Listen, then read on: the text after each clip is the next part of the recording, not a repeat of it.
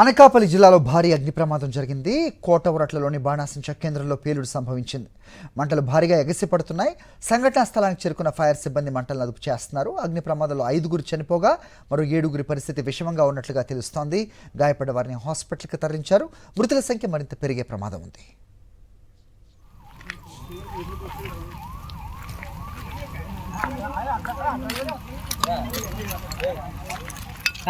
ఆ కుర్రాడు పేరు ఏం పేరు? ఆ కుర్రాడు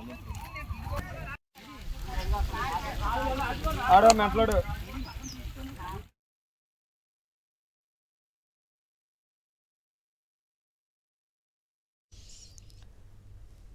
ఘటనపై మరిన్ని అప్డేట్స్ మా కరెస్పాండెంట్ నాయుడు అడిగి తెలుసుకుందాం. నాయుడు, చెప్పండి, 5 చనిపోయారు, మరో 7 పరిస్థితి విషమంగా ఉంది అంటే కనుక పేలుడు తీవ్రత ఏ రకంగా ఉందో అర్థం చేసుకోవచ్చు.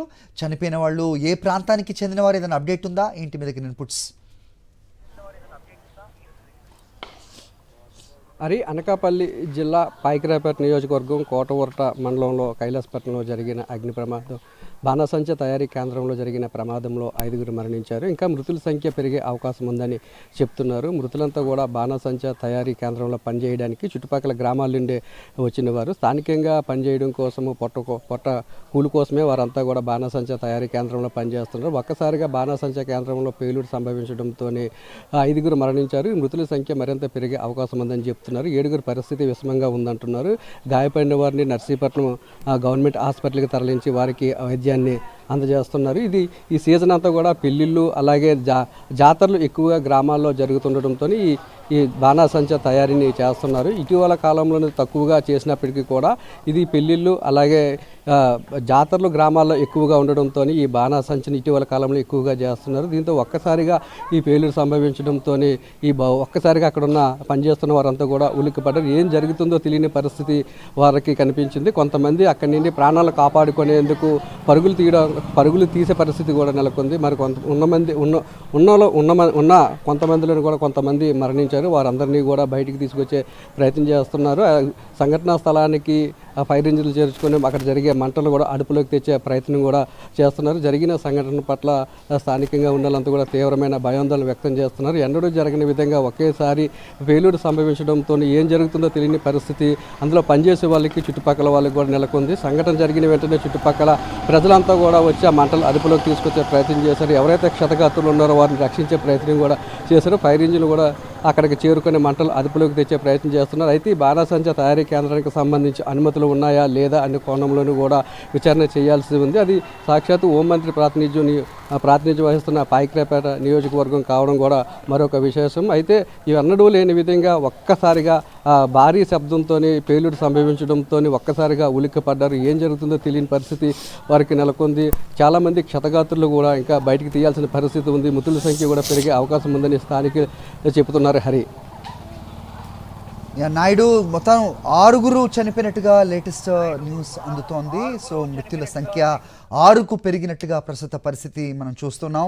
పరిస్థితి చాలా భీతావహంగా కనిపిస్తోంది దృశ్యాలు. సో ఇంత పెద్ద స్థాయిలో జరిగిన ప్రమాదం, సో జాగ్రత్తలు తీసుకోవటంలో అలసత్వమే అనుకోవచ్చా? బాణాసంచా ఫ్యాక్టరీ కర్మాగారాల్లో ఇలాంటి ప్రమాదాలు తరచూ జరుగుతుంటాయి. ముఖ్యంగా వేసవి కాలంలో తగిన జాగ్రత్తలు తీసుకోవాల్సిన అవసరం ఉంటుంది. యాజమాన్యం ఇప్పటికైనా స్పందించిందా? ఆ అప్డేట్ ఏదైనా ఉందా మీ దగ్గర? ఇంకా ఇప్పటివరకు జరిగిన ప్రమాదం మీద యాజమాన్యం ఎక్కడ కూడా స్పందించిన పరిస్థితి అయితే ఇంకా మనకి కనిపించలేదు. అయితే ఏదైనా ఒక బాణాసంచా తయారీ కేంద్రంలోని ఆ బాణాసంచాని తయారు చేసే సమయంలో తగు జాగ్రత్తలు తీసుకోవాల్సి ఉంటుంది. అందులో ఇది ఎండాకాలం కూడా కావడంతో వెంటనే అంటే త్వరగా ఏదైనా ప్రమాదం జరిగినప్పుడు కూడా దాని వెంటనే వ్యాప్తి చెందే అవకాశం ఉంటుంది. అది ఈ మందుగురు సామాగ్రి కూడా మండే స్వభావం ఉండడంతో ఈ ప్రమాదాలు మరింత ఎక్కువగా జరిగే అవకాశాలు ఉండే అవకాశంతో దానికి సంబంధించి తగు జాగ్రత్తలు యాజమాన్యం తీసుకోవాల్సి ఉంటుంది. అయినప్పటికీ కూడా అటువంటి పరిస్థితి అయితే మనకి అక్కడ కనిపించలేదు. ఈ తీవ్రత మరీ ఎక్కువగా ఉండడంతో ఎవరైతే చనిపోయారో వారంతా కూడా చెల్లాచెదరగా వారి బాడీలన్నీ కూడా పడి ఉన్న పరిస్థితి మనకి విజువల్స్లో కనిపిస్తుంది. కొంతమంది ప్రాణాలతో కొట్టుమిట్టాడుతున్నారు, కొంతమంది క్షతగాత్రులు చెల్లాచెదరైపోయారు.